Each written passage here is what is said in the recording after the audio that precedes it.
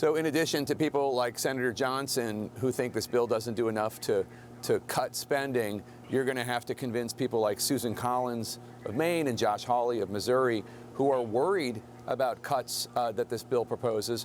President Trump repeatedly insisted he would not touch Medicaid and that Americans would not lose their insurance. Here's what he said just 5 days ago. We're not changing Medicaid, and we're not changing Medicare, and we're not changing Social Security. And can you guarantee that your voters who supported the election, particularly working class voters, will not lose health insurance under this bill? Oh, they won't lose health insurance? The CBO found that nearly 8 million Americans will, in fact, lose their insurance coverage because of the changes this bill makes to Medicaid. So how do you reconcile that with what President Trump said? It's directly in line with what the president said. I've said the same. We are not cutting Medicaid in this package. There's a lot of misinformation out there about this, Jake.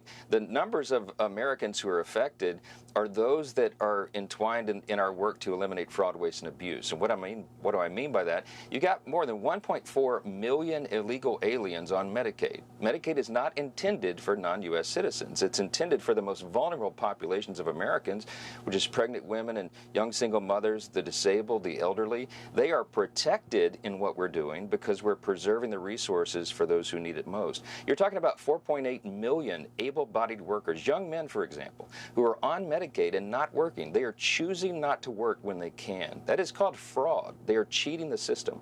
When you root out those kinds of abuses, you save the resources that are so desperately needed by the people who deserve it and need it most. That's what we're doing, and that's why this is the morality of what we're doing here is precisely right, and it comports with all the public opinion polls. When people ask whether young men, for example, who are able-bodied and have no dependents should be working, everybody says yes, and that's what our package does. So these estimates that you're hearing are accurate, but it's dealing with those numbers of people in the population, and that's going to make preserve the program and strengthen it for those who need it most.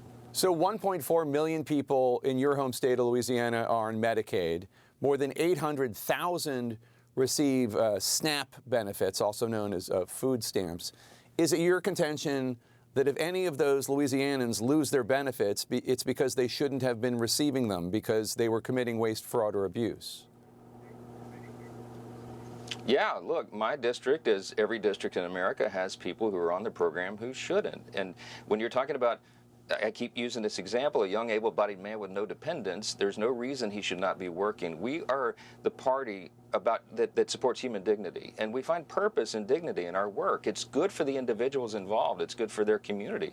It's good for society at large. When you're talking about work requirements, by the way, it's very flexible. It just means that you either work or you volunteer, do something meaningful in your community, or you're in a job or work training program. 20 hours a week. I mean, this is not some huge demand.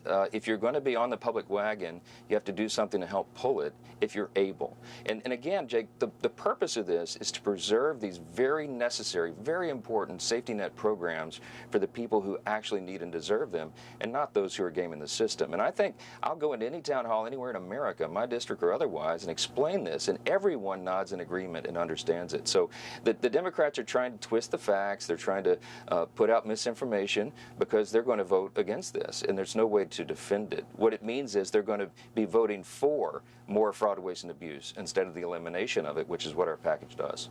It's not just Democrats, though, right? I mean, there are voices in MAGA world sounding the alarm that cuts to Medicaid could really impact Trump's own supporters. Take a listen. Medicaid, you got to be careful because a lot of MAGA's on Medicaid. I'm telling you, if you don't think so, you are dead wrong. Just can't take a Medex to it, although I would love to. This is real Medicaid benefit cuts. I can't support that. No Republican should support that. We're the party of the working class, Manu. We need to act like it. That was Steve Bannon and Senator Josh Hawley of Missouri. What is your response to them? Yeah, look, I don't disagree with that. Of course, there's lots of people on Medicaid in our party, and and others. But again, if they look at the final package and the details of what has come through the House, I think we reached the right point. And Jake, it also brings up the very important point that we're trying to do this on a very aggressive timetable. The reason I tried to get this done, and we did get it done before Memorial Day and send it to the Senate, is so the president can be signing this into law by Independence Day on July 4th. Why is that so important? Because we've got to get relief to the American people, and then we also need to, for political purposes, give a lot of time, enough time for everyone to see that this package actually is what we say. It's going to help the country. It's going to help the economy. It's going to help all boats to rise, just as we did after the first 2 years of the first Trump administration. And so we're anxious to get this signed into law so people feel it and see it before that midterm election, and they understand it is the Republicans who are doing the best for hardworking Americans, low-income families, and everyone who deserves a better shot.